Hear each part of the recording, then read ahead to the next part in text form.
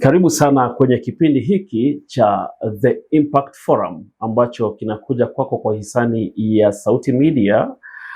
Na hii leo tuna mgeni wetu ambaye ni mgeni maalum kwa njia ambayo utakuwa unajua pale ambapo tutakuwa tunaendelea na mjadala huu. Na hivi basi nakukaribisha uungane nasi katika The Impact Forum. Na mgeni wetu basi nampatia hii nafasi akaweze kutuambia yeye ni nani, alizaliwa wapi, anayofanya. Hivi basi nianzie kwa kukaribisha sana kwa The Impact Forum. Karibu sana. Na hivi basi tuelezee wewe ni nani na wale ambao hawakujui wakikuona watakuita nani? Hapo ni sawa. Asanteni kwenu na karibu kwa kuja na kunipata. Nimewakaribisha na tuongee hii story ya maisha yangu tangu kuzaliwa. Mimi kwa majina naitwa Francis Chule Nzioka. Nimezaliwa Kithundi Village, Kakuyuni location. Hapo ndio kwetu, na mimi nafurahia kwa Mungu kunipa uhai na kuwa niko hai wakati kama huu. Mimi nimezaliwa Kithundi na nikalewa vizuri na wazazi wangu. Wazazi wangu walikuwa wanashangaa sana kwa vile nikiwa mtoto kuna mambo nilikuwa nafanya ambao walikuwa wanasema hii sio ya kawaida. Kwa vile nilikuwa naweza lala na kuamka napata nishaamka na nimeenda nikiwa mtoto mdogo. Hapo sikukuwa najijua kwa vile wao ndio walikuwa wananieleza. Tukaendelea hivyo, baadaye wakakuja kusema huyu anaweza kuwa amezaliwa na mambo zake. Kwa Kikamba ama hapo awali watu hawakuwa naamini kuzaliwa mtu na mambo zake. Walikuwa wakiona ni atakuwa mganga ama atakuwa prophet fulani. So mimi nikakuwa hivyo, na wakati nilipokuwa nikiendelea nikiwa mkubwa nikasoma mpaka standard 8. Masomo yangu kwanza nikasimamishia hapo kwa vile mambo ilikuwa imenisonga sana. Mara nakuwa mgonjwa, mara nakuwa sioni, mara hata matiti yangu inakuwa kubwa kama ya mwanamke. Ndio sababu wakasema watachukua hiyo nafasi ndio wanisaidie, at least chenye kinatakikana ikue, ndio wasipoteze mtoto wao. Na hivyo pia nilikuwa naenda kanisa ya Catholic kwa Kadhule. Pia nilikuwa nasomesha Sunday, lakini ilikuwa ni kwa muda wa dakika. Unapata nimekuwa mgonjwa na Sunday ikifika naweza enda, tunafanya vizuri. Nikitoka kanisani mambo inanirudia. Ndio wakasema hii sio kitu ya kawaida. Nami nikaanza kufanya mambo kuanzia wakati kama huo. So uko kanisani na kuna vitu zimeanza kuonekana ambazo sio za kawaida. Hizi vitu zilikuwa ni kama vitu zipi? Ila umesema kutembea usiku. Kuna mengine kama gani? Hiyo nilikuwa natembea usiku. Nimekwambia pia sauti yangu ilikuwa inapotea kabisa. Napata naweza maliza kama miezi 3, miezi 4 imepotea na inarudi peke yake. Na ile ilizidi, kuna wakati ilikaa mwaka mzima ndio ikarudi peke yake tu tena pia. Ndio wakasema hii sio ya kawaida. Na tuseme wakati kama huo watu walikuwa wanaamini watu urogwa sana, ama pengine wamezaliwa wakiwa na miungu ingine yao. Na hatimaye walichukua hatua gani? Maanake hizi vitu zimeendelea, ukienda kanisani mambo yanabadilika, wewe ni mwalimu wa Sunday school, lazima walichukua hatua huo wakati. Naamini walichukua hatua gani? Wakati kama huo hapo awali kitambo watu hawakuwa naona ni vibaya ukiwa uko na maneno ya kiuganga na ukiwa kwa kanisani. Ilikuwa haikosani. Ilikuwa iko sawa. Kwa vile hata ulikuwa unapata watu wale wanatengeneza madawa. Kwa vile hiyo kitu ilikuwa inakuja inapata watu. Tuseme kama unakuwa mganga, mwingine anakuwa wa kuzalisha, mwingine anakuwa wa kutengeneza dawa, mwingine anakuwa wa kutibu tu, na unapata maneno iko sawa. Na hapo watu hawakuwa nakatazwa hata kwenda kanisani Kwa vile ni kama hakukuwa amejua ufafanuo vizuri wa Yesu Kristo na ancestors zile za kitambo. Kwa hivyo hapo hakukuwa amejua kama wakati kama huu. Na sasa baadaye ilikuja kutambulika vipi? Ulizidi tu kuishi hivyo ama baadaye nini kilifanyika? Ile ilifanyika ni vile wao wenyewe, hata hawa wazazi wangu hawakukuwa wanajua venye wanaweza kunisaidia, lakini wakati juu watu wa kitambo walikuwa wanaenda kwa waganga hivi kutibiwa, wakaenda wakaambiwa hata kabla sijawatengeneza ningependa kwanza mlete ule mmemwacha nyumbani. Ule ako nyumbani hata ndio ako na mambo mazuri kuniliko, kwa vile amenifungia mimi siwezi ona chenye nitawasaidia. Wakaenda boma kama fulani kama 3 hivi 4 wenye walikuwa wananiambia. Ndio sababu nikaona mama mmoja akakuja na yeye kwangu. Wakati alikuja nilikuwa mgonjwa siku hiyo. Niliamka na nikamuuliza alikuwa anaitwa Ng'amwe. Ng'amwe, habari yako? Mbona umekuja huku kwetu ama kuna nini? Akaniambia nimekuja niongee na wewe tujue nini inakusumbua na wenye tunasaidiana. Na akakuja na maji na dawa ingine ya kuoga. Akaniambia sasa nimekuosha, hao watu wako wa kitambo wawache kukusumbua. Na akataja mtu fulani. Akaniambia Kilango awache kukusumbua. Naye Kilango alikuwa shushu ya mama yangu. Na alikuwa hai ama alikuwa shakufa? Alikuwa shakufa. Na pia yeye akikufa alikuwa mganga. Na ulikuwa wewe mwenyewe unasikia ni kama anakusumbua ama tu ni maneno umeambiwa? Ulikuwa unajua kuna mtu ndani yako anakusumbua? Nilikuwa najua kuna mambo inanisumbua. Kwa vile ndio nimekwambia, unaona hata matiti ilikuwa inakuwa kubwa. Walikuwa nasema ni yeye. Huyu mkiona anafanya hivyo, mjue ni fulani ndio hapo ndani yake. So Kilango alikuwa ndani yako? Kilango alikuwa ndani yako. Na Kilango alikuwa mwanamke, ndipo sasa matiti zilikuwa zinakuwa? Alikuwa shushu yetu. Sasa masomo unaendelea saa hiyo? Masomo nilikuwa naendelea, lakini saa zingine nilikuwa naamka hata hiyo asubuhi siwezi enda. Na masaa ya masomo ikipita mimi nakuwa sawa. Siku zile zingine naamka na naenda. Sasa umeoshwa. Baadaye baada ya kuoshwa? Baada ya kuoshwa, wakati aliponiosha mambo ilianza ikaenda ikipungua. Wakati huo tuseme nilikuwa standard 6. Mambo ikaenda ikipungua. Na hiyo mama akasema badala Kilango aanze kunisumbua mapema hivyo, niwache at least nisome kidogo. Na akaniambia amenipatia muda wa kwenda kuimba shule ile wakati wa nyimbo sasa. Nikuwe naimba hivyo. Na akanipatia nikuwe naenda kwa kanisa. Na hiyo drum ikipigwa hakuwa anatulia nikiwa kwa kanisa. So wakati nilishaenda shule ukiwa na nyimbo, mimi nilikuwa naimba sana, hata nilikuwa naimba wimbo wangu peke yangu mpaka naenda national. Kwa hivyo umeoshwa ndio utulie? Nimeoshwa ndio nitulie. Kilango ndani yako atulie. Awe sasa mnaweza anipatie muda usome ufanye mambo mengine. Na alikupatia muda hadi ukafanya mambo yako? Kisha alikuja kuamka tena baadaye? Alikuja kuamka wakati nafikiri huyo mama ndio alikuwa ameongelelea ama ni wakati wake alisikia umefika mwisho. Wakati nilipofika class 8 na nikamaliza hivyo, basi ukarudi tena? Nikarudi tena. Sasa nikaanza kuonyeshwa mambo. Na watu wakaanza kukuja kwangu. Wananiuliza, wewe niliota unanisaidia, ni nini unanifanyia? Nami hata yeye akifika naweza kumwambia wewe, for example, wewe Makau, ile shida uko nayo ni hii na hii na hii, na ukifanya hii na hii na hii mambo itakuwa sawa. Na akifanya hivyo inakuwa sawa? Inakuwa sawa. Na hujamfanyia kitu? Na sijamfanyia chochote, wala hata sijampatia dawa yoyote juu sikuwa najua dawa. Sijamfanyia chochote, ni kumwambia tu. Tuendelee. So ukaanza kusaidia watu, kusaidia watu na watu wanajileta.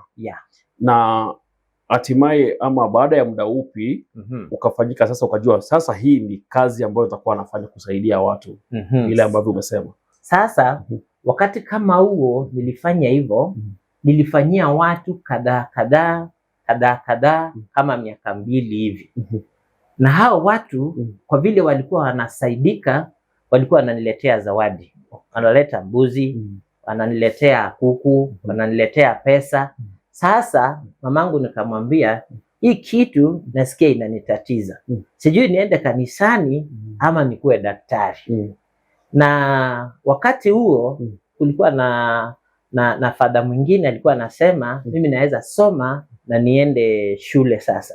Ndio nikasomee hii maneno ya Mungu.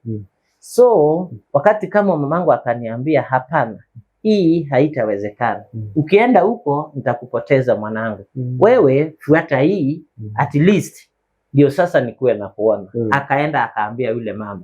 Wakati alienda kuambia yule mama, ndio alikuja akaanza kusema kuna process zenye zinafanywa. Kuna ile mbuzi mnafunga, kuna ile mnachinja mnakula, na mkifunga mbuzi 3 na mkule mbuzi 3, mambo itajifungua na itaendelea.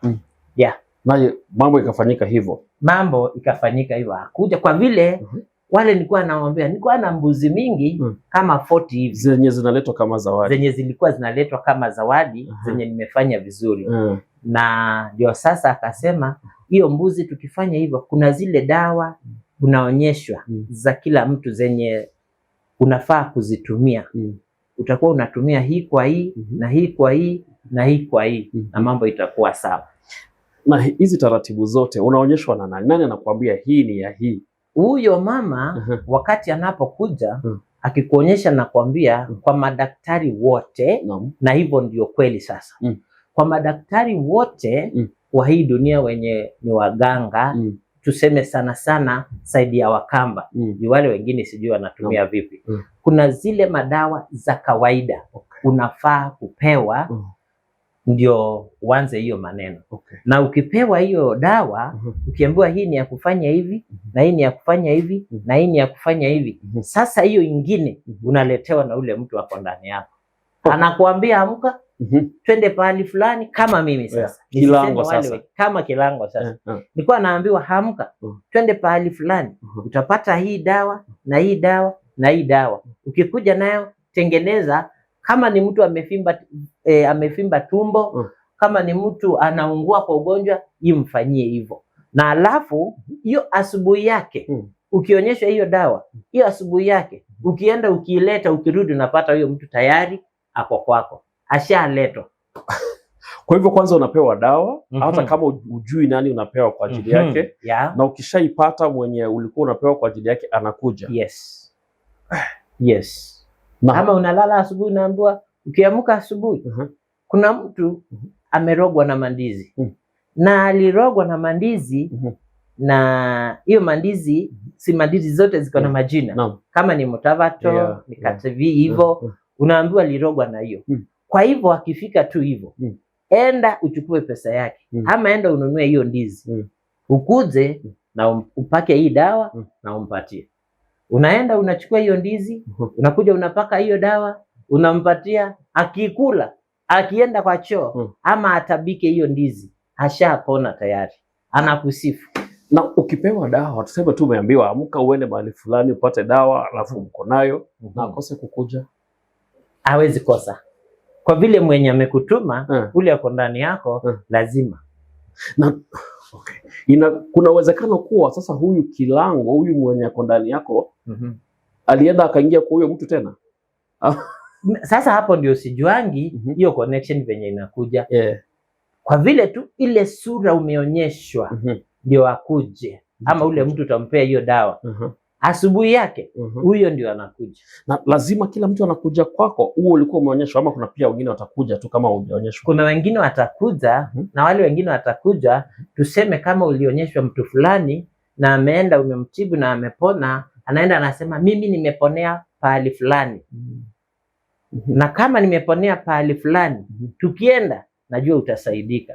Akikuja hata kama hujaonyeshwa, hata ako ndani yako bado atatibu. Atakutibu kabisa. Utaona tu umekaa tu chini hivyo unaangalia mtu, unasikia kichwa ikikwambia chukua hii na hii na hii mpatie, na amepona. So hakuna njia moja taratibu yenye unajua sasa kila mtu akikuja kwangu atafanya 1 2 3. Hakuna. Haikuangi hivyo. Kila mtu anakuja na shida yake. Kuna mtu anakuja anasema anaumwa na kichwa. Tunaamini mtu akija kama anaumwa na kichwa, kuna kadawa unampea na lamba, alafu unachukua kuku unazungusha kichwa yake unaiwekelea, unasema kuku ondoa hiyo kuumwa na kichwa. Hiyo kuku ikiruka ikitoka kwa kichwa, huyo mtu hapo ashapona tayari. Na haitarudi tena. Haitarudi tena. Na tuseme maybe ugonjwa wa mtu ni wa kawaida tu. Maybe alianguka kitambo akaanza kuumwa na kichwa. Hii tiba inaweza kuponya mtu aina hiyo, ama tu ni lazima kuwe ni kufanywa kitu amefanya? Hii tiba inaweza kuwa kuna venye inaweza anguka kwa bahati. Na ukianguka kwa bahati, kuna dawa yenye unapewa ukunywa, kwa vile tunasemanga hali uligongwa pengine pameumia hapo ndani. Na ukipewa hiyo dawa itaendelea kutoa mpaka itoe kauzaa kidogo. Hiyo unaendelea kukunywa. Na kuna ile umesukumiwa na mtu. Anakuambia we fulani, kwa vile naona unaringa sana, enda ukaanguke na huko. Na kwa bahati unaanguka. Ukianguka ukiumia, usipotengenezwa hata ukitibiwa na daktari haiponi. Lazima hiyo chama alikuwa ameifanya hivyo itolewe, ndio ikitolewa ndio upone. Wow, okay. Sasa ikafanyikaje basi? Ikakuaje? Najua kuna zile itikadi ambazo huwa zinafuatwa sana katika mambo kama haya. Kama kwa Wakamba kuna ile ngolano, kuna ile kelume and all that. Huwa zinaingiliana basi wapi? Manake sijasikia kwa hiyo mambo yote ikiingiliana. Najua ulikuwa na urafiki sana na hawa watu. Sasa hapa kuna vitu tatu. Hizi vitu tatu, kuna ngolano. Ngolano mimi sikukuwa uhusiano nayo. Kwa vile ngolano ni wale watu walikuwa wanasimamia madhembo, wanasema imefanywa hivi, mara watu wamepanda kwa wengine, mara wamepigana. Hiyo mimi sikukuwa kwa hiyo. Hii ingine, kuna wale wengine wanaendanga kuimba kwa kelume. Sasa hiyo kwenda kuimba kwa kelume, tuseme ni kuna wale wanachukua watoto lakini sio waganga, sio madaktari. Kuna wale wanaweza kuwa anatengeneza dawa ile ya kawaida tu ya maumivu. Unapewa hiyo sio ya kelume. Hiyo sasa ni dawa nyingine ya kawaida. Na hao ni wale wanaimba tu hiyo kelume. Halafu kuna hii unakuwa daktari. Wakati unapokuwa daktari, hapo ndio kuna watu wale wanatibu. Na hao wakitibu wakarudi wakakaa chini, kwa vile juu ya ile society ndio watu wakuwe cooperative, wakuwe kitu kimoja. Kwa hivyo wakasema watu wale wanatibu na udaktari na wale wanatengeneza dawa, na unapata hawa wanatengeneza dawa, wengine wanaenda ngolano. Lakini hawa wakutibu hawaendangi kwa ngolano hata siku moja. So tukasema wote tuungane, tukuwe kitu kimoja. Tutakuwa tunakutana kwa kilume na tunaimba pamoja. Na pia kuna ingine ya ine, na kuna wale walikuwa wanajua traditional zile nyimbo za kitambo. Tukawaunganisha pamoja. Ndio wakati tuseme kama kuko na occasion, kuko na kitu wanaitwa, wanaimba, wanatumbuiza watu. Kwa hivyo hizi vitu ziko na uhusiano, lakini haimaanishi kwamba ni kitu kimoja. Sasa uko wapi kwa hizi zote? Mimi nilikuwa hapa kwa udaktari. Na lazima ukuwe karibu na hawa wa kelume ambao wanatengeneza dawa. Lazima ukuwe karibu nao. Unakuwa karibu na wao, usikae peke yako. Na kawaida ya Mkamba, kilume kichezo, vitu mbili hufanyika. Kuna wale ambao wanajitumbuiza kwa sababu ya kilume na hizo tamaduni na vitu kama hizo. Na pia kuna wale ambao walikuwa wanafika level ambao kama wanaita kukwatika. Wanatoka kwa hii dunia, anakuwa kwa dunia nyingine. Ushaikwatika? Hao ndio madaktari. Hao ndio mimi hapo. Hiyo ndio ilikuwa kiwango yangu. Wakati nilipokuwa wakikuza wakiimba, mimi nilikuwa hata sijielewi hata kidogo. Kwa siku mzima ama siku mbili, unapata tu nasema nasikia baridi, na wakati nasema nasikia baridi, moto imeakishwa, niko katikati na sichomeki. Na ngoma inacheza. Nasikia niko na kiu ya maji inaletwa kama mtungi mzima, na kunywa. Naenda wapi? hata sijui inaenda wapi. Nasema niko na njaa, nipatiwe uji. Napewa kama kibakuli kikubwa, bakuli kama 3 hivi 4, na sijui zimeenda wapi. Na kuna wale wengine bado wanashikwa na ya kukunywa pombe. Yangu ilikuwa ni kukaa kwa moto na maji na uji. Na kuna wale wengine nao walikuwa wanakunywa chai hata karibu dramu mzima, na mtu ashibi. Na hiyo kitu ikiisha, anarudi back to normal. Hata utaona akienda kukojoa ati amefinyiliwa. Na zimeenda wapi? Hiyo ndio shida sasa. Hata hiyo na inaletwa na ngoma tu peke yake. Inaletwa na ngoma. Huu wakati ambao uko katika hiyo hali ambayo ni ya kukunywa, kusikia baridi, kukunywa chai, kukunywa uji, vitu kama hizo. Lazima ngoma iwe inacheza. Lazima ngoma iwe inacheza. Nawe wale wanapiga hiyo ngoma hawawezi simamisha. Kwa vile wakisimamisha mambo inaharibika. Unaona ni kama mtu atakufa, kwa vile atanyooka. Anaweza kimbia aingie kwa shimo na anguke, kwa vile yeye hajijui. Anaweza kimbia pande kwa mti huko juu na hamwezi fikia. Kwa hivyo lazima ukiona tu hiyo process inaanza kukuja, ngoma lazima kukue na ngoma kama 8 hivi. 4 zikiendelea kucheza, 4 zinawekwa kwa moto. Hizo zikitoka, zile zingine zinaingia. Haisimami. Haisimami. Hauchoki? Useme umeenda kwa siku nzima. Hauchoki. Mchana, usiku, hata usingizi usikii. Hata mwili haichoki. Na wenye kucheza pia wachoki. Hata nao hawachoki. Kwa vile pia nao wenye wanapiga pia wanashikwa na hiyo tu. Wanakuwa katika spirit moja. Si ndio hivyo? Hata unaweza pata wakati anaipiga anaendelea kupiga, watu wamesimama, wengine wamechoka, lakini yeye mwenyewe anaendelea. Naye akiendelea lazima nanyi muendelee kucheza. Hawaone tu mbele. Na sasa ni kipi huwa kinazaliwa hapo? Tuseme ndio ngoma imechezwa, watu wamecheza, wengine wameingia kwa hiyo hali, amerudi tena kuwa normal. Kuna kitu kitazaliwa ama kuna kitu ama tu tuseme wakati anapoendelea kucheza hivyo, halafu ameitisha hiyo maji, ameikunywa, inaendelea kureduce. Anaanza kutulia. Baadaye kidogo unapata amekuwa sawa. Lakini kila mtu tulikuwa tunajua yeye mwenyewe miungu hao wake wakikuja wanakaa muda kiasi gani. Kuna wengine wanakaa 2 hours, kuna wengine wanakaa 3 hours, kuna wengine hata wanakaa nusu saa. Kwa hivyo kila mtu anajulikana, huyu miungu yake ikikuja wakati ni huu. Na kuna nyimbo zile zake. Si ati anaimbiwa ati yenye mimi naimbiwa, wewe ndio utaimbiwa wala fulani. Hamna. Lazima ukue na zile zako. Na zako umetoa wapi? Zako wakati unapokuwa ukishikwa na hao watu, kuna ile nyimbo unaimba. Na hiyo nyimbo inajulikana ilikuwa inaimbwa na huyo. Hata kama hujaipelekwa shule ya kufundishwa, yeye mwenyewe akiingia ndani lazima uimbe venye alikuwa anaimba. Na kwa vile kuna wale walikuwa wa kitambo walikuwa wanasikia venye alikuwa anaimba hata kama ashakufa, wanasema basi fulani amefanya nini, amefika. Kwa hivyo msimame. Na kuna wengine walikuwa wanatamani hata ikiimbwa haipigwi, si lazima ikuwe imepigwa. Mnakaa chini tu, mnaimba tu, na amenyoka ako pale, mnaimba pole pole. Wakati nafika mnapiga nduru nyinyi nyote. Anaamka. Akiamka kwa sawa. Na atawaambia ni nini kilikuwa kinafanyika.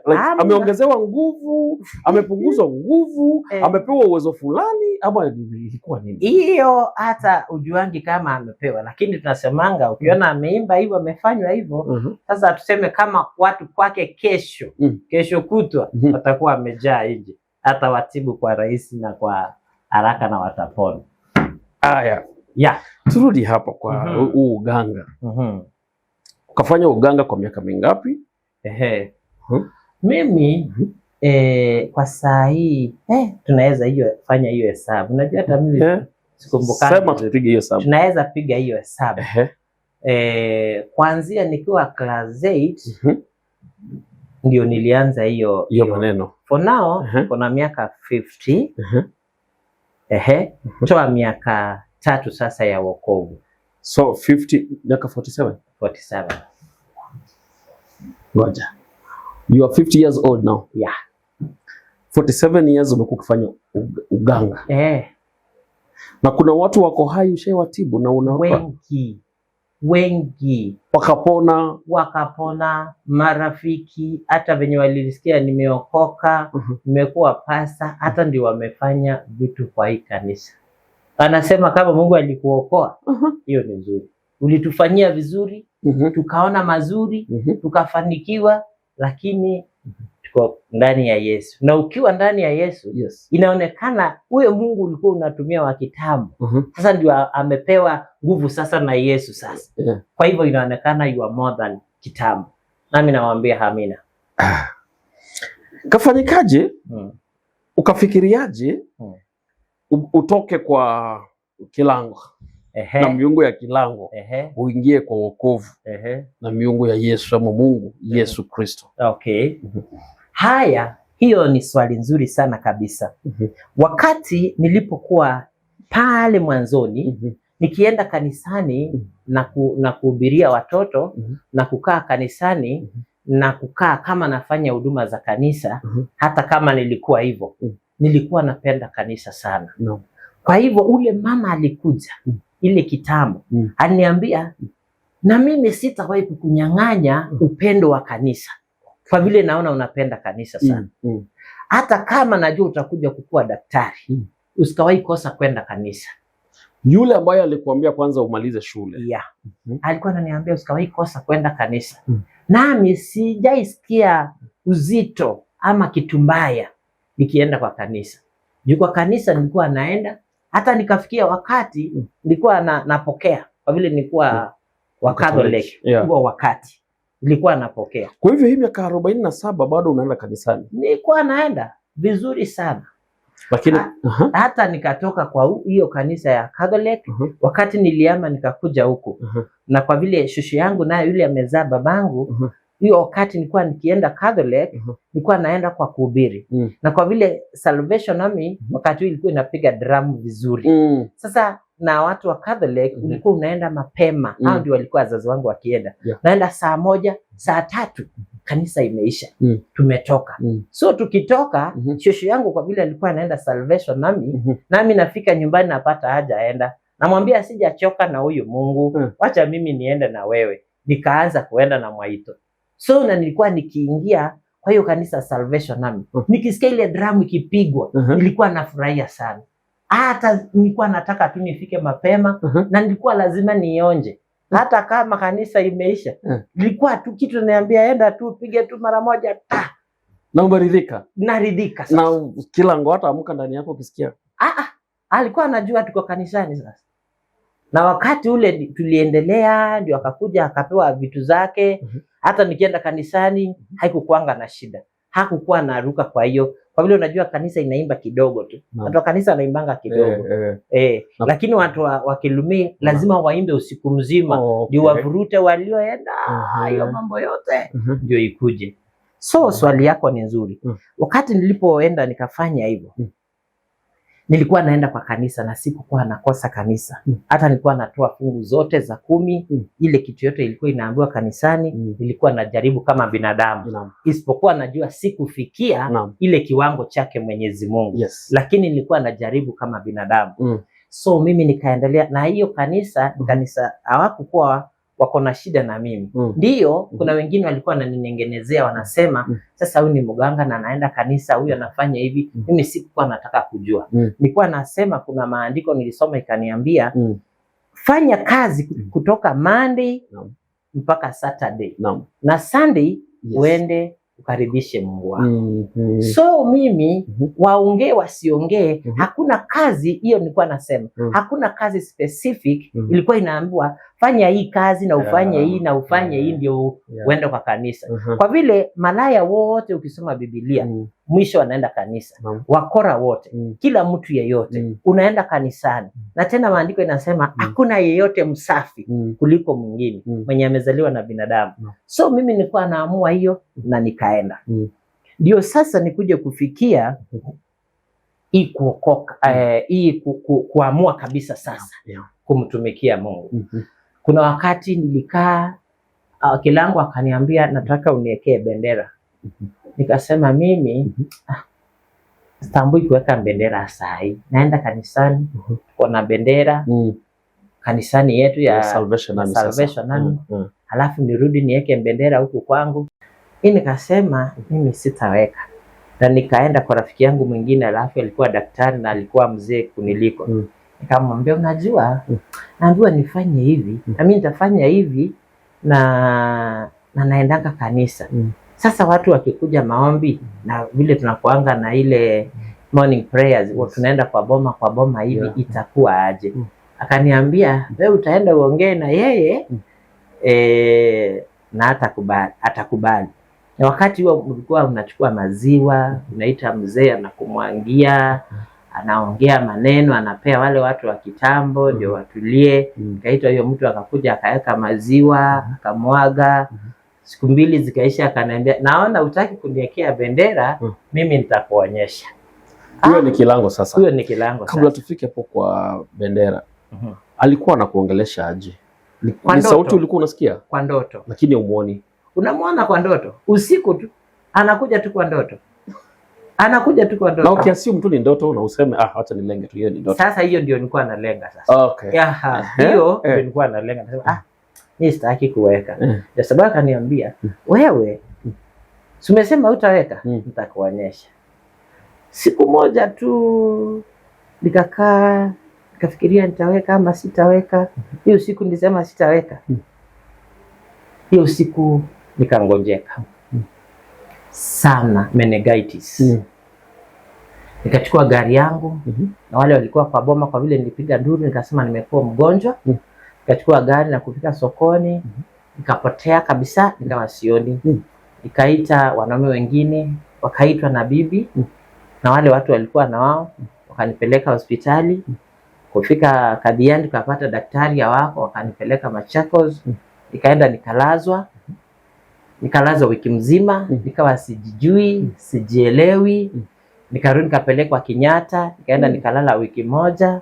Na kama nimelala wiki moja hapo, akakuja akaniambia, utaamua utaniwekea bendera kama utaweka. Mimi nikasema nitaweka. Angalau pone. Kwa vile nilifikiria tu ikiwa hapo sioni, sijielewi, sijisikii, watoto wangu ni wadogo, nikikufa nataka wasome, watasaidiwa na nani? Nikamwambia kwa ajili ya watoto wangu mimi nitaweka. Na nikatumana zikashoneshwa. Na kabla sijatumana zishoneshwe, mama mwingine wa hapa soko kwetu Chevaluki akaambiwa, shonea fulani hii kitambaa, anaikujia na usimlipishe. Na huyo mama akashangaa. Na wakati alisikia nimeambiwa nitoke, kesho yake akalala tena. Akaambiwa, kama utashona hii kitambaa hautawahi fanya kazi tena. Na mimi nimekwambia. Na yeye ni mfanyikazi wa kushona? Ni mfanyikazi wa kushona, hata hatuna urafiki. Na yeye pia ako kwa hiyo ligi ya udaktari uganga ama? Na hiyo alikuwa mtoto mchanga mdogo, lakini alikuwa ananijua vizuri tena sana. So akaona wache yeye ashone. Kwa hivyo wakati ninapoinua simu hivi, nimwambia nataka unishonee, akaniambia tayari nishaambiwa vitambaa ziko ready. Sasa yuko hospitali? Niko hospitali. Nikamwambia basi nitakuja kesho. Haya, na ile kilumi nilikuwa nasema sitaimba, mama mwingine naye akawa ameomba kilumi. Na pahali ameomba, unajua watu wa kitambo alikuwa naamini kama kilumi iko hapa na mtu fulani akufe hapa mbele, hawawezi imba, kunafaa kukua kumenyamaza. Sasa wakati walisikia hapo kwake kumekufa mtu, akasema kwa vile fulani ako na nyumba kubwa na ako hospitali, twende kwake tukaimbe ndio apone.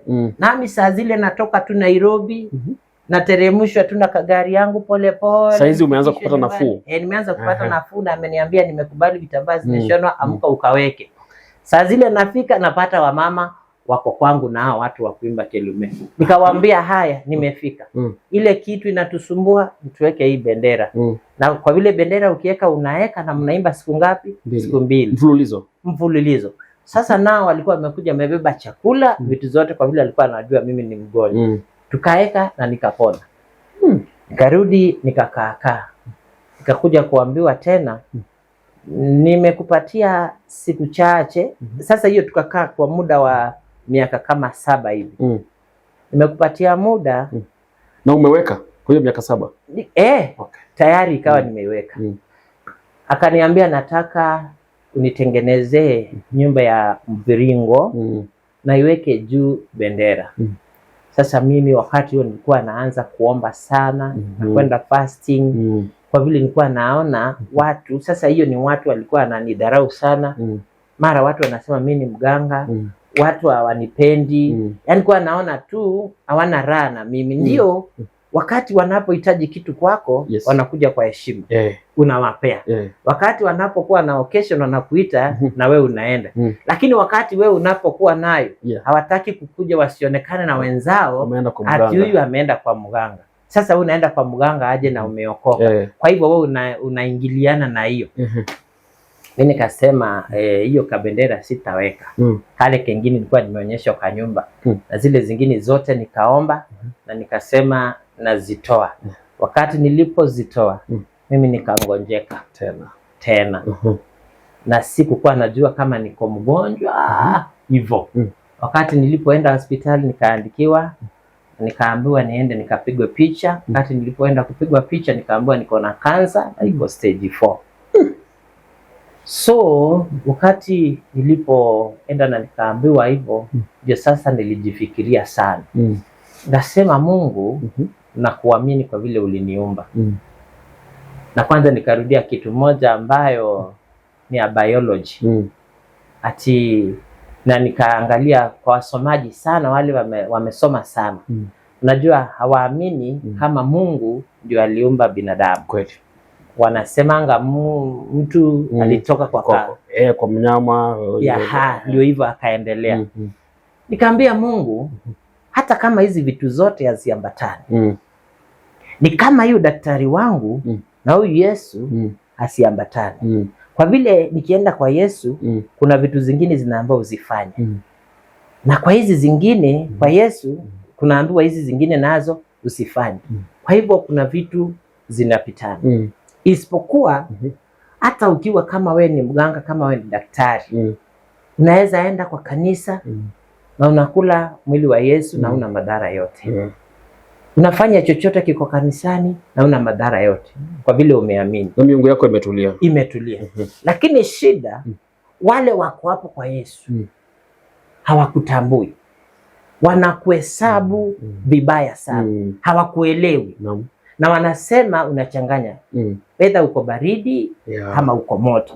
Yaani unashindwa na hii maisha ya kukaa. So wakati nilipokuwa nimeenda hapo hospitali, ile kitu ilifanya si eti nilihubiriwa ndio niwache hii maneno ama hakuna binadamu halinifanyia hivyo. Na hakuna yeyote ama pasta yeyote. Kwa vile nilikuwa mimi mwenye mang'aa. Nilikuwa nasema Mungu yuko, lakini mimi sijazaliwa na binadamu. Mimi nimetoka kwa kamnyama. Wewe ni wa evolution. Ni wa evolution hiyo sasa. So wakati nikiwa hapa hospitali kama nimelala, nilikuwa naona watumishi wa Mungu ndio wanapita wanaomba. Wanapita wanaomba. Wengi. Kuna wenye ulikuwa unaona kwa hiyo ndoto unawajua? Nilikuwa nawaona. Na wale wa kawaida sasa. Kuna wale wanaendanga hospitali kuomba, hata pastors. Na kuna wale nilikuwa naona. So walikuwa wanakuja wananiambia ile huduma uko nayo ndani yako ya Mungu ni kubwa. Na kwa vile kuna kapingamizi kanaonekana mbele, endelea kuomba Mungu. Sasa hiyo kwa hospitali, niko hospitali. Cancer level 4, stage 4. Stage 4. Okay. Sasa niko hapo nafanyiwa chemotherapy na radiotherapy. Ushaanza kufanyiwa? Tayari nilikuwa nimefanyiwa mwaka mzima. Do you mean? Mwaka mzima. Nywele zote zikaanguka, sikukuwa na nywele, hata mwili wangu ilikuwa very soft, hata ndio nimeanza kurecover. So, nikiwa hapo nikaambia Mungu nataka vitu mbili. Mungu kuna Yesu na kuna hika mdudu. Lakini ile kitu nitaamini. Nitaamini kwamba kuna Mungu. Aliyeumba nchi na vitu vyote vimo. Yes. Huyo ndio nataka kumtukuza. Na Mungu unaona sasa nimeambiwa nitaenda kufanywa surgery. Na ni 700,000. Si eti sikuwa na pesa. Nilikuwa na pesa. Na nilikuja hapa nyumbani, kuna muda unapewa ndio uende ukafanyiwe hiyo. Yes. So mimi nikakuja nikakaa siku 3, siku 4, nikasema acha nikafanyiwe.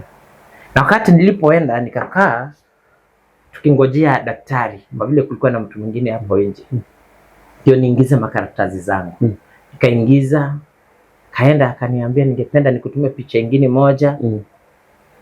Kuna kitu nataka kuconfirm kabisa, ndio nisiende kuinterfere na vitu zingine ambazo asieleweki. Ama tupate inaweza kuwa imesonga sana, ama umechomwa pahali pameifikia ikasonga, kwa vile lazima ukue kama ni hapa unasongesha.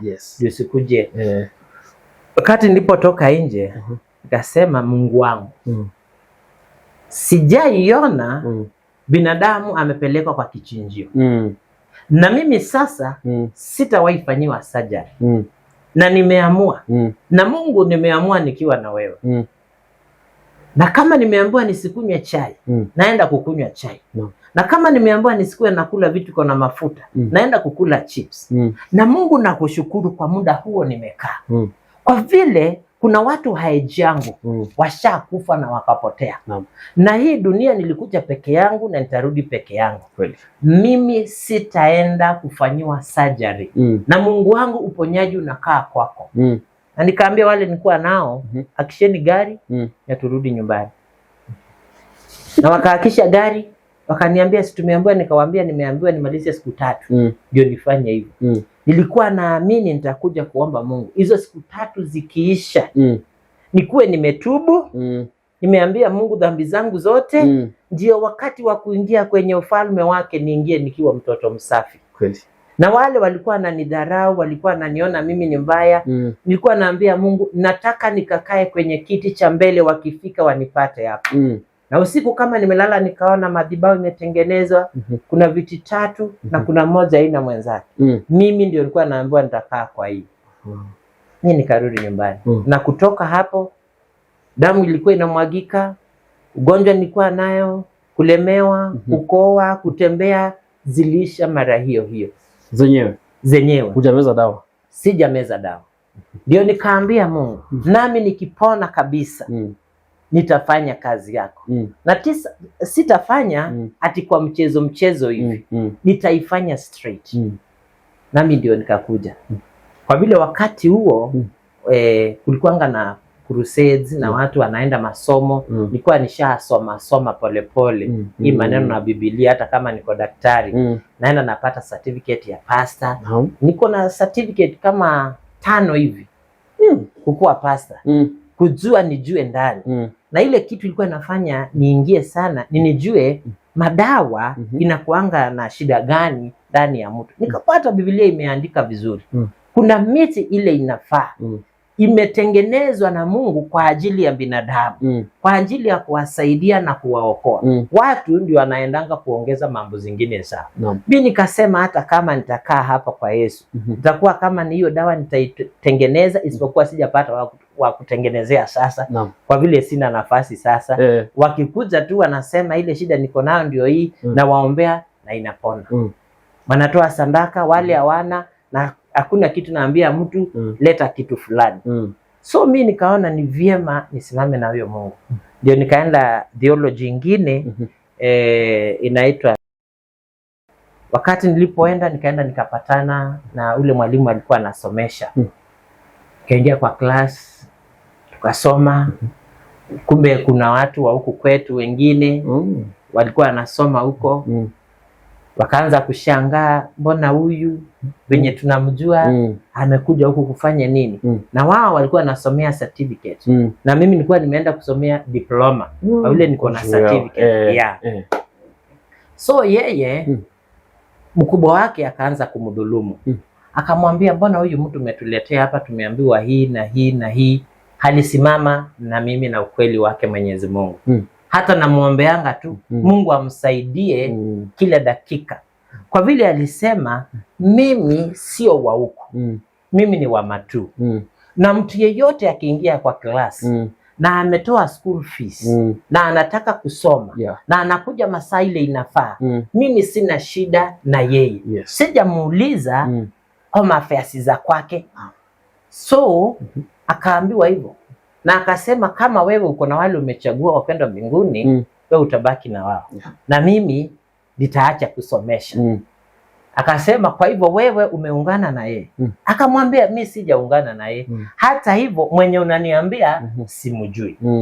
Ndio sababu wakakaa hiyo wiki nyingine, nikienda kufika tu kwa class nikasikia nimeitwa. Nikaambiwa wewe njoo, tunataka kuongea na wewe. Wewe unaitwa aje? Nikawaeleza umetoka wapi, ulikuwa unafanya nini. Hizo zote nikawaambia nilikuwa nafanya hivyo na sijawacha. Sijawacha. Kwani kuna sababu gani? Nilikuwa tayari nishawacha, lakini kasema ndio nijue hiyo ingine iko hapo mbele.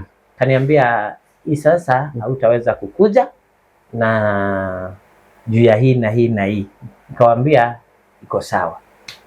Kaambia mwalimu wangu, kwa vile nisikuaibishe, kwa vile wewe umenichukua na roho safi na nimesikia umenitetea, nikisikia sina shida. Kama utakuwa unanisomesha peke yangu, naweza tafuta nafasi uanze kunisomesha peke yangu kwa vile nataka hiyo barua. Akaniambia hiyo ukiwa peke yako sitaweza. Nami nikamwambia ni vizuri sana, ubaki salama na Mungu awalinde. Na mimi nikakuja nyumbani. Wakati nilikuja nyumbani hiyo siku, hiyo mwalimu akanipigia simu. Kaniambia singependa kuongea sana mbele ya mkubwa wangu, lakini itakusomesha ukiwa na watu wengine 4 ambao walikataliwa.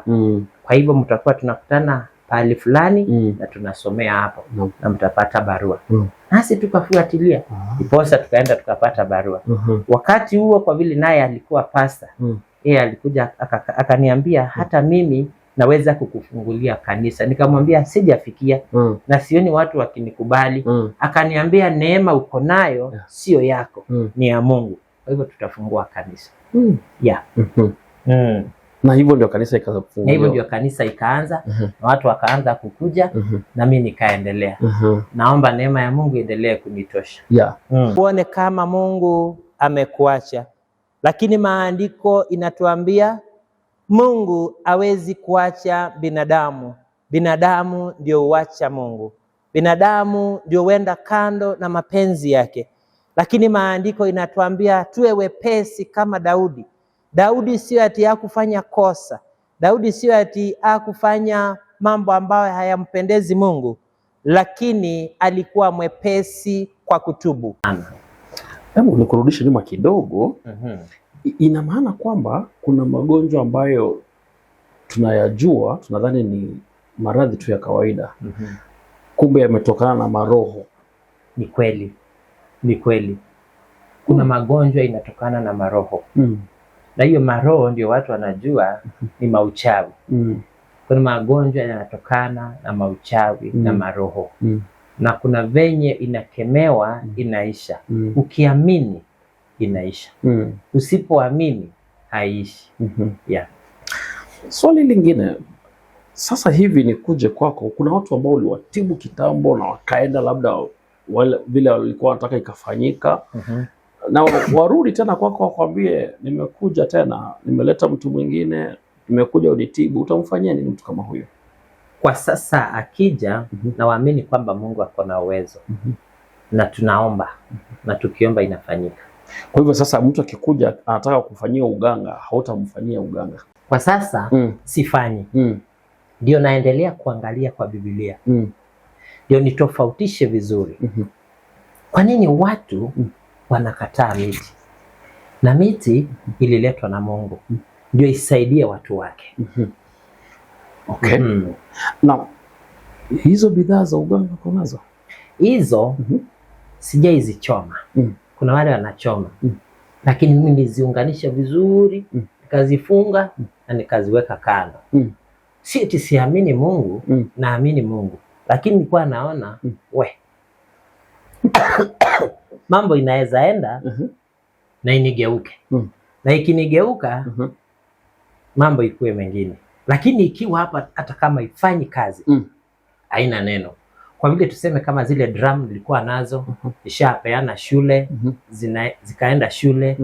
Zile necklace nishapea watoto wa shule, wameweka mashule zao na zinanga madhara.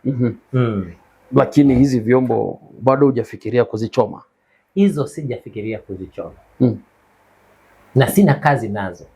Basi uchome. Nilikuwa nataka ziendelee hivyo, ziishe peke yake. Na hata zingine zimekuliwa na mchwa. Unahofia ukichoma nini itafanyika? Nahofia nikizichoma. Kuna hanti yetu mwingine alikuwa anaitwa Siocha. Huyo ni sister kwa babangu. Wakati alisema anachoma vitu zake, alichoma macho yake ikapotea mara hiyo. Na akakaa sana na akafa akiwa haoni. Kwa hivyo unahofia?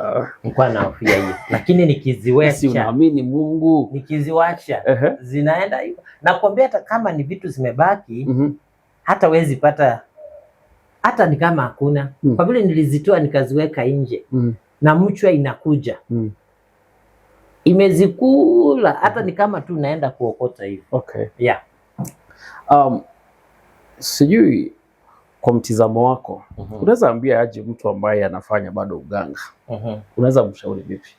Ile kitu iko, naweza kumshauri, na kuna wengine mewashauri mpaka wakaingia kwa huduma, hata wengine wakaokoka. Na kuna vitu hapo mbili tofauti. Wakristo hawapendani. Wakristo hawana upendo na mtu. Lakini hao watu wa kidunia, hao wa uganga hivi, wanapendana kabisa. Tuseme kama leo nimeingia kwako na sina pesa, na nikwambie mimi kwangu ni kubaya, unaweza nisaidiaje? Unaingia kwa nyumba unanitolea gunia ya mahindi na gunia ya maharagwe, na unarudi kwa mfuko unanipatia 10,000. Na sitawahi kukudai, na unifanyie hivyo ndio nikurudishie. Lakini Mkristo hawezi kukusaidia. Ile kitu ningependa ama ningependa kuiongelelea ni sisi zote kama tumekuwa Wakristo, venye ningependea Wakristo wenzangu wafuate nyao zake Mwenyezi Mungu. Kwa vile wakati nimekuambia, kama sio Mungu nilimuomba akaniponyesha, mimi singekubali kuacha hiyo uganga.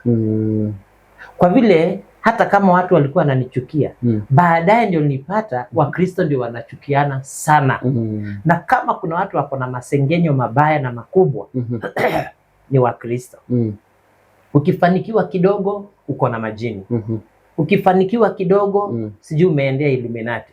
Ukifanikiwa kidogo unaanza kuchukiwa. Hawana amani na wewe. Na wao ndio wameokoka. Na wao ndio wanasema usisengenye. Lakini uende kwa mganga rafiki yako daktari, hata muende mkae hapo siku ngapi, hautawahi sikia maneno inatoka kwake, inakufuata. Okay. Kwa hivyo Chema, ningependa watu waende wakaone Yesu Kristo wakati wa mwisho. Lakini wawache dhambi zile wanasisoma kwa Biblia. Na dhambi zile wanasijua. Hile nilikuja kupata kwa vile wanafuata maneno ya kusoma, ndio sababu inawachanganya. Okay. Lakini sisi wakati nilipokuwa huko, ni vitu ya kuambiwa usiku unapita hii na hii, unasikia. Na ni kitu kipi ambacho ungeshauri wale ambao walikuwa ni wafuasi wako, walikujua ule upande mwingine, sasa uko upande, ungewaambia vipi? Niliwaambia kwa wakati huu tunaweza fanya mambo yote ya dunia, yale mazuri na matamu. Na ni vibaya wakati wa mwisho unapofika mbinguni uende ukaingie kwenye ufalme wa shetani. Ni vyema uingie kwenye ufalme wa uzima wa milele. Hata kama tutakufa sisi zote na tupewe mili ingine, ni vyema tukifika mbinguni usiende kusaga meno na mwili mzuri. Enda ukaingie kwenye ufalme wa mbingu, ukaone utukufu wake Mungu ukiwa umepewa mwili ingine mpya. Tuseme hii leo mtoto wako aanze kupatwa na ile kitu ambayo ilikupata ukiwa mtoto, aanze kutokwa na huo uganga, tumfanyie nini? Mtoto wangu akianza na mambo kama hayo kwa sasa, sio kama kitambo. Ingekuwa ni kama kitambo, ningemkalisha chini nimtengenezee, naendelee na maisha, naendelee na mipango yake. Lakini kwa sasa niko na ufunuo wa kukatanisha. Hiyo maroho unakatanisha. Ndio sababu siku hizi ndio unapata hata watu wakienda kwa mazishi, watu wanahubiriwa na wanaombewa, wanaambiwa wenye wafu na wenye wako hai hawana uhusiano. So kwa sasa wakati huo watu wangu hawakuwa wanajua.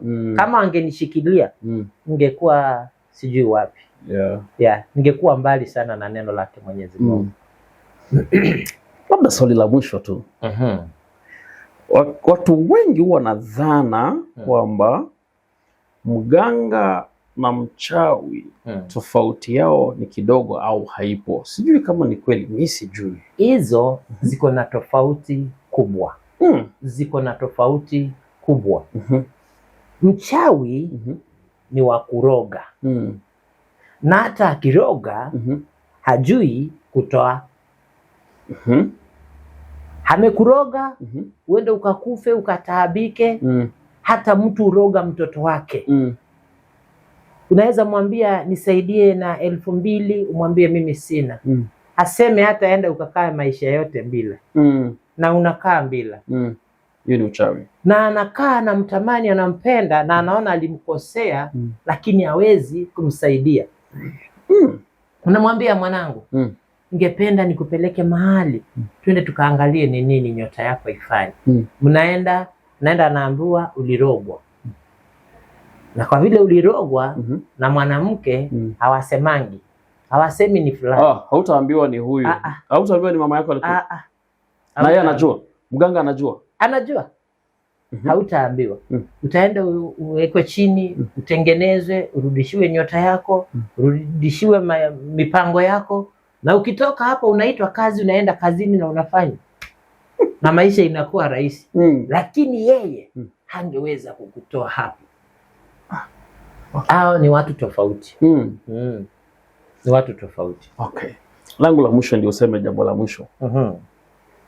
Ile kitu ya ajabu sana yenye uliona katika hiyo ulimwengu wa uganga, kitu ya ajabu yenye hata ulimwengu labda haujui ni kipi? Ile kitu niliona ukiwa katika hiyo ulimwengu ni unaletewa mtu ni kama hako hali ya maututi kabisa. Lakini miungu wako anakuambia usijali, utamwamsha. Wenyewe wamefika, wamemwacha na wameenda. Wanakimbia huko wenye ni kama sijui anasema ufanye nini na yeye. Lakini wewe unasikia umechukua nguvu, umetengeneza, unaona amekaa chini. Unamwambia jioni, mtu wenu ndio huyu. Hama huyo mtu mwenyewe unaambiwa hamka, nenda uite watu wako. Hiyo ndio ilinishangaza sana. Hiyo nguvu huwa umetoka wapi? Sasa ilikuisha. Hiyo nguvu sasa hauna? Hiyo haijaisha. Wakati ninapokuja kwa kanisa na kupiga magoti na kuomba, inakuja pia.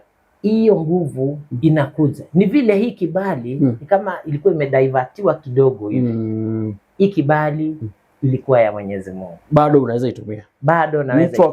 Ukiletewa mtu hapa ambaye anaenda wakati wote ule, unaweza tumia sasa nguvu za Mungu Naambia Mungu, kama ni wewe umenituma, jidhihirishe. Na huyo mtu anaamka na anaenda. Na sio ati hawaja kuja. Wamekuja hata wengi, kabila mingi. Hata Waluya, hata Wahindi wameletwa mpaka. Hata hii kanisa imeombea wazungu. Swali la mwisho la kizushi. Kuna watu wanaitwa waganga wa Biblia. Huwezi ukawa wewe ni mmoja. Wewe ni mganga lakini unatumia tu Biblia. Hiyo sijaifikia. Na naomba nifafanuliwe. Sijaifikia. Watu wanasema kuna waganga kwa Biblia, lakini wanajificha tu kwa Biblia. Ni mganga lakini anajificha kwa Biblia. Nimesikia tu hivyo. Sijui kama wewe unaweza kuwa ni mganga unajificha kwa Biblia. Hiyo sijaifikia. Mimi kwanza nataka kusimama na hii neno lake Mwenyezi Mungu peke yake. Kwa uaminifu. Na kuna mstari moja ningependa kuisoma kwenye kitabu cha